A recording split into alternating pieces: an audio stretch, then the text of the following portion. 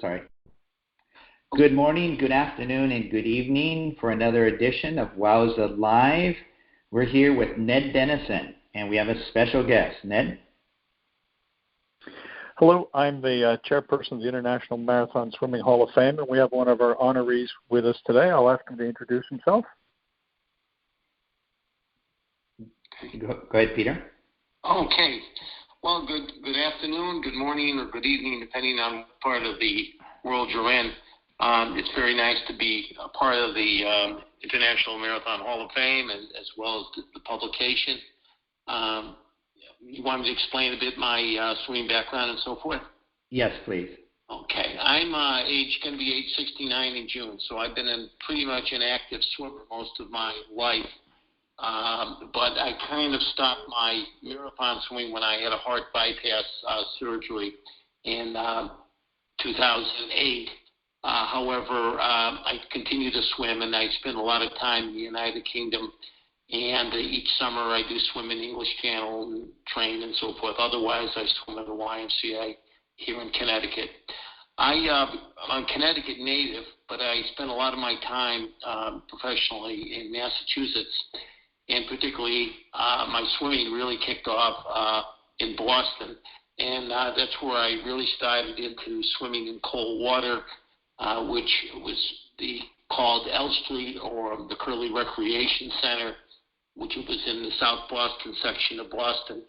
And we were able to swim in the sea or in the Boston Harbor pretty much year-round. But what I've done, what I did when I was there was basically to try to swim from Patriots Day in Massachusetts, which is the third Monday in April, to about Halloween outside.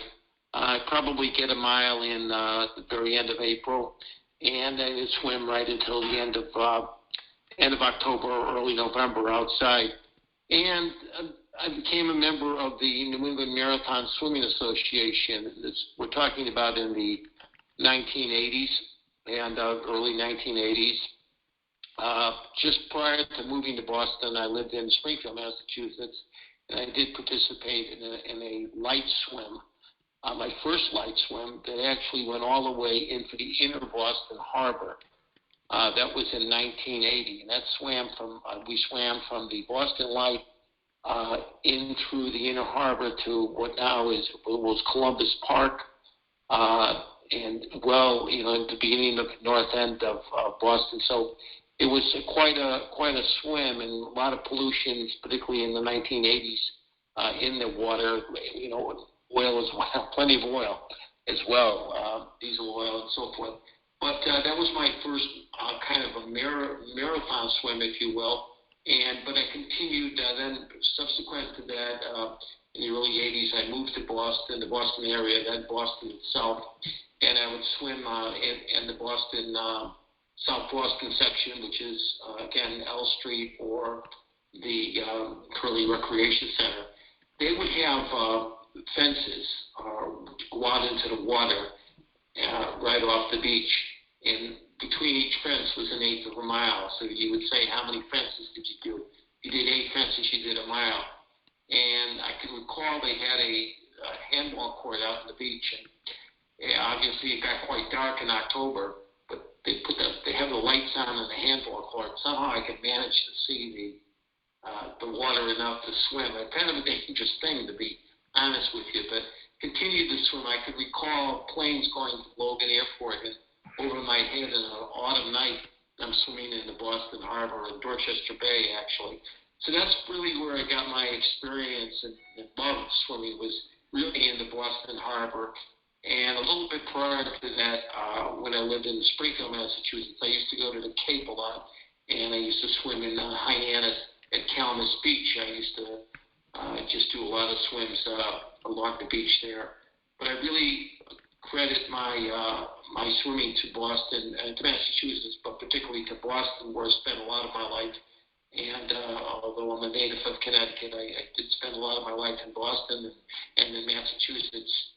And I really credit that with the marathon swimming. From that point on, went on to pursuing the English channel swims. That was kind of an interesting pursuit. A lot of people around me were doing swims of this nature. This is what we essentially did, Steve and Ned. There was the New England Marathon Swimming Association was a group that swam around the Boston coast, and not only the Boston coast, I should say, the Massachusetts coast, North Shore, and the Greater Boston and South Boston coast.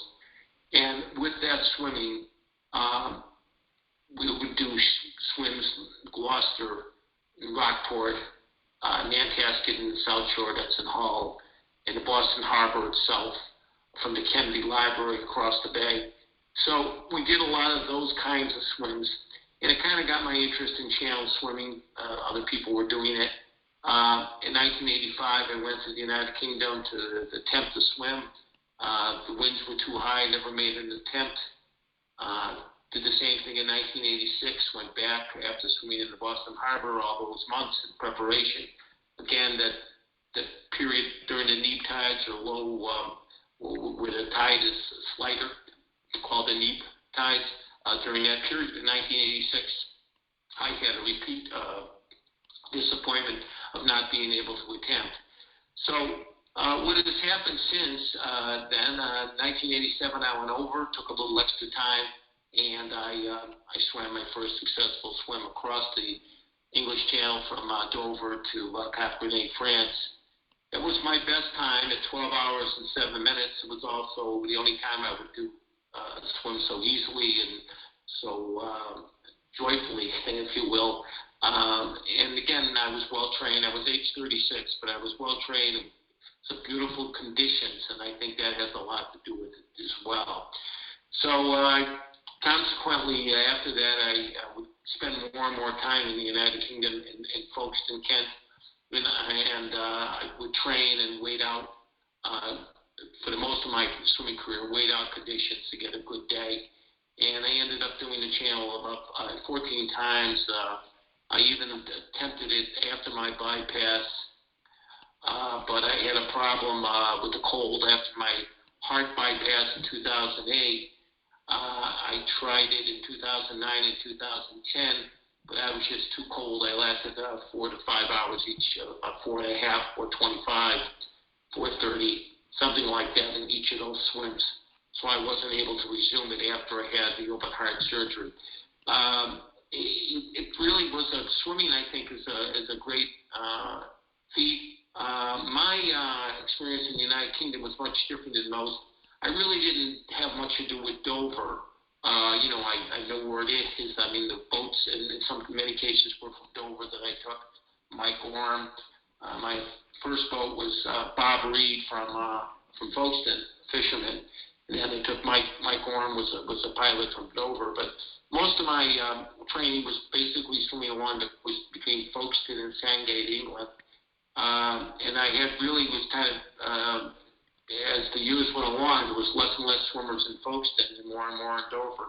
Nonetheless, I had a lot of friends, and I still go there today. I was just there in January, and rather in Christmas in Folkestone. And usually I spend 2 times a year in the winter and the summers in Folkestone and in London.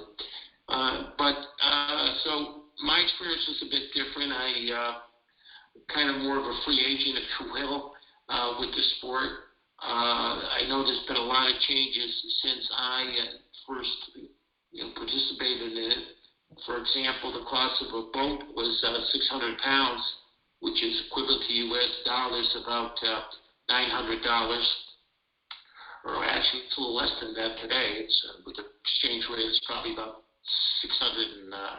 about $800 today. But so 600 pounds, I assume now it's probably 3,000 pounds. So you can see the cost has gone up and so forth. But I think that the key with channel swimming, with ocean swimming, particularly in the colder climates, is acclimation or adjusting to cold temperatures, number one. Number two, being able to withstand the boredom of the whole thing and do a long training swim. I think that's the key. Thank you very much. Ned, do you have a question? Yeah, I've got several questions for him. Peter, how important was honoree Jim Doty in your channel swimming career?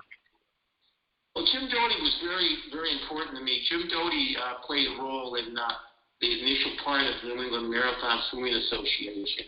And when I mentioned I swam at L Street, which is called, I think, the Querley Recreation Center now, but Jim was a big part of that whole swimming, informality, really. He ran a lot of the swims in Gloucester, Massachusetts, or in Rockport, Massachusetts, or in the Boston Harbor. He was really part of all that. So he was very instrumental. In fact, he had gone over to the channel to make an attempt earlier in his life, and he was very encouraging. So Jim Doty of Massachusetts, of Wellesley, Massachusetts, certainly played a role in my formative years with swimming. It really, even before I moved to Boston, I lived in Springfield, Massachusetts. I was involved with him. We got that first Boston Light swim was with Jim Doty. Another person that was effective in swimming was Tom Watch of Weymouth, England. He just passed away in 2020, but he was on my boat when I did the first swim and the second one. But Tom's inspiration, and in fact, we communicated by letter, writing letters a lot. I mean, I met him in '85 or '86 over in England, but we communicated training programs via the post, and so he was a very important factor in my early channel days. And I just think the people of, I've been very fortunate. When I lived in Boston, the South Boston neighborhood was very supportive of my swims. And then later in life, and all my time in Folkestone, the people in Folkestone, Kent, which I consider really like our hometown, were very helpful and encouraging to me with my swims and the training and all that kind of stuff. I think it's important really to look at this as a sport and an enjoyment. Sometimes it can become highly organized and so forth, but I think at the bottom core of it's just the enjoyment of swimming. Get in the water and swim. I've known a number of people who have gone to Dover and not gotten wet, so to speak. They've been blown out. And a good percentage of them drop out of the sport, and we never hear from them again. They describe it as the most soul-destroying experience of their entire life to have trained so hard and go over there and not even get in the water. You endured two of those. How did you do it emotionally? I think that is a very difficult thing, and going over not even getting in the water. Well, I think that I was prudent. You really have to wait for the right day to make an attempt. I was fortunate. I lived in Boston at that time and swam in a harbor. I was able to train in the sea every day if I wanted to. So going back to more swimming in the sea. So it wasn't that difficult. Whereas, for example, now I live in Connecticut, in my boyhood hometown, and it'd be a bit more difficult if I were to start it all over again, because although the sea isn't that far away, it's about 18 miles, it's not down the street. And so I was able to go down the street after work and do my swimming in Boston. So I attributed a lot to that, and I didn't get discouraged. And, of course, I was in my 30s when I started, so that's a little bit of a different situation than if you're much younger or much older. But and I guess go ahead. Well, I think those are things you got to remember. And also you have to remember that it's the boredom of the whole thing. I mean, whether you're doing a training swim or whether you're doing a natural swim, it's basically boring. And one of the things that I noticed during the training swims, sometimes I would go out of Boston and go to Hull, Massachusetts, which is Nantasket Beach, which is a beach in the South Shore, the state beach, the Commonwealth of Massachusetts, in Hull, Massachusetts, and I do like long training swims there. But the problem with that was, pleasure craft, speedboats, kids that are not paying attention. So I was always fearful of training swims. It'd be more dangerous, when I did a long training swim, particularly out in the more open area away from Boston. I always thought they were kind of dangerous because of the boats and, jet skis and things of that nature. Particularly in that era, in the early 80s, mid 80s, early 90s, I think there was a lot more in the United States and I think abroad, in UK as well. More concerned about driving a boat or operating a boat, drinking and so forth. But I think in that era, it wasn't as prominent, and a lot of that was taking place. So that was a big fear, that training swims. I think you have to be careful, too, with your training swims, not to overdo them. I remember doing two back-to-back 10-hour swims, one Saturday, then the next Saturday. Did too much. But I do, if you're going to swim the English Channel, I would advise you to do as long a swim as possible. For example, for me, I used to do I considered 10 to be the best, but probably in retrospect, maybe if I did a 12-hour swim, it'd even be better. But then as I got older, I did less. But I think I needed at least a 10-hour swim, train as pre-channel swim.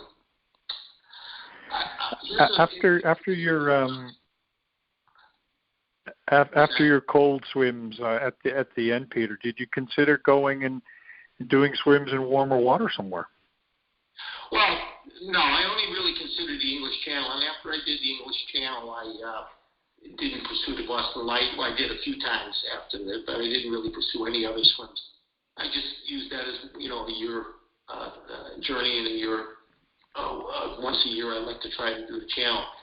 One thing about training, after my heart bypass, I did some training I used to go over to France, near Calais, the town called Blériot-Plage, France.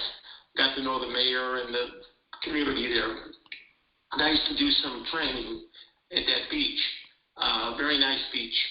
But I did I think a 5 or 6 hour swim, and I had no problem. It wasn't cold at all.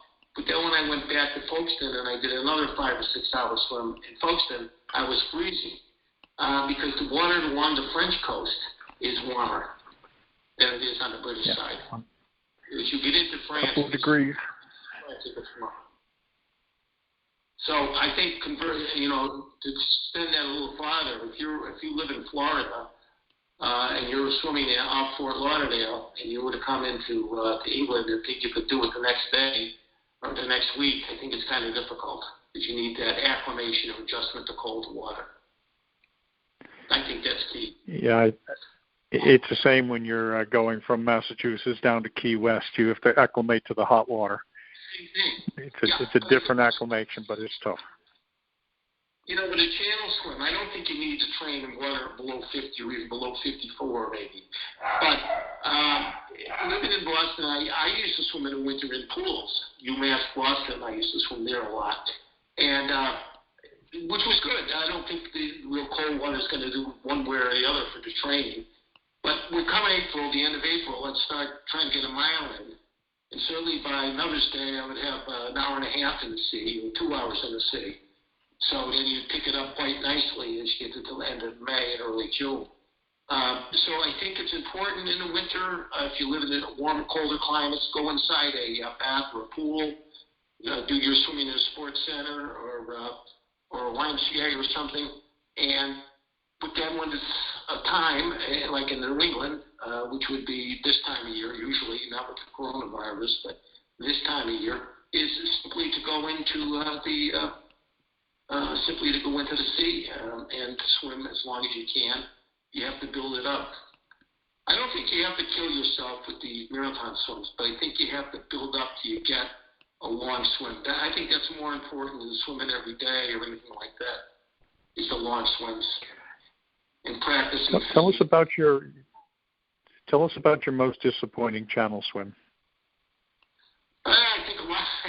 I don't know. I think there was one. I think it was in '95 where I came yards away from the coast. I didn't realize that, but I was in there for a number of hours, and you see the cliffs de Caprenay, and you still can't go directly in because the way the tide and the current is working you.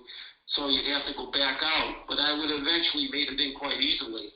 I didn't realize that. I didn't realize how close I was, and I just got up in the boat. So I think that was the most disappointing one.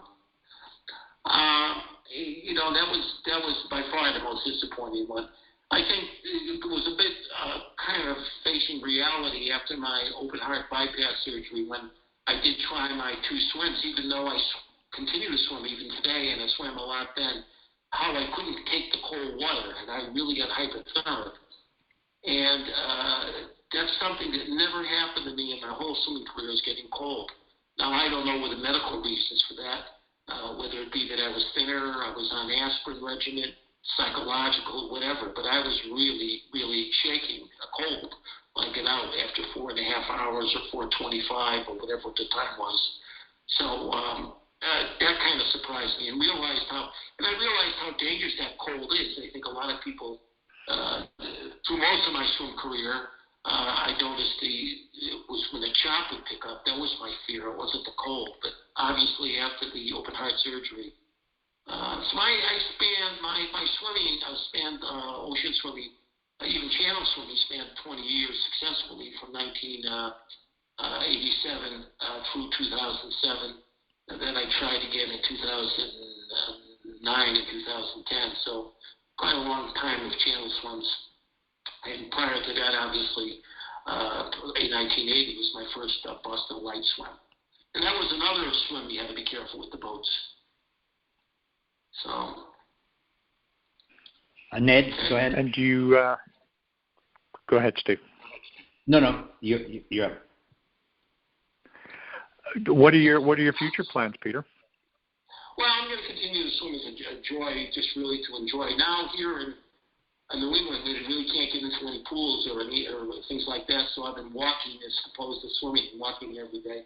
But I tend to swim. I mean, this summer I was going to go to Folkestone, England, and spend my time there in the sea, and I swim in a pool in London as well. But obviously, that's probably not going to happen this summer. So I still hope to continue to swim for enjoyment. But you never. Once you do the channel swim, I think you set a little bit of you do it for enjoyment, but I'm always looking at my watch, how fast I'm doing a mile if I'm in the pool, or how long I'm in the sea if I'm in the ocean. I'm hopefully going to break from that and just enjoy it and forget about it. Maybe throw the watch away might be a good idea. My former pilot, Bob Reed, I was talking to him over the past couple in the Christmas time, and when I was in Folkestone, and he always remembers, I always looked at my watch when I was swimming. And it's something I've always did, and was probably slowed me down in the swims. And even now, post-channel swims, and just trying to relax, I'm always looking at my watch at the time. So I advise people, they can help it, not to bother working a watch, just enjoy the swim.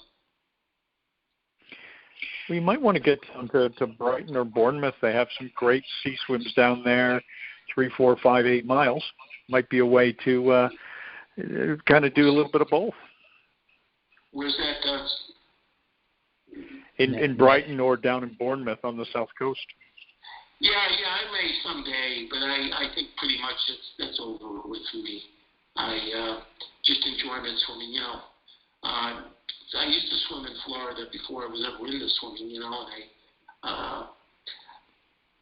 I have a question for you, Steve, maybe you can help me. The California coast, I remember before I was a swimmer, really, before I was in the marathon, even contemplating it, I remember swimming in the Pacific, and Santa Monica or so forth. Is the Pacific colder or warmer than the Atlantic in general? Colder. But because the currents run up the coast of Japan, up through the Arctic and down, the Aleutians to Canada and down the west coast. So that's cold water we're getting. If you go on the other side of the Pacific, it's the opposite. Yes. Yeah. That's what I thought. Well, and it depends on the time of year as well. Yeah. Warmer in January in the Pacific than it is in the Atlantic. Yeah. Well, an August day in Boston is going to be warmer than the Pacific. Well, Boston in January is about 38 Fahrenheit. I don't know what it is in, say, Fort Lauderdale. It's probably about 80, right? Now, what would it be in Huntington Beach, for example? I don't know. Yeah, it'd be in the mid-50s. in January? January, yeah. What would it be right now in Huntington Beach? I know very specifically it was 68 yesterday. Okay, all right. Well, that's what is probably in Boston Harbor at the end of June, beginning of July. It's about 68. Yeah. I have a thermometer on my watch, or I did. I have a lot of watches. It's hard to get thermometers on a simple thermometer on a watch. It's not that easy to get one anymore unless you get an expensive watch. But I always found that helpful because you know how long you're in the water at a certain temperature. Yeah. Ned, good too. Yeah. Well, thank you very much. It's been a great pleasure. Talking to you, Ned. I appreciate talking to you, and I know you did a great article the last time you did one for me a while back, so I appreciate it. Just for the record, I'm not a native from Massachusetts. I'm a native from Connecticut. Got it. But I attribute Massachusetts with my swimming success. Okay. Thank you very much, and we'll catch you around. Thank you. Bye. Thanks, Peter. Thank you, Ned. Nice talking to you, Ned. Bye-bye.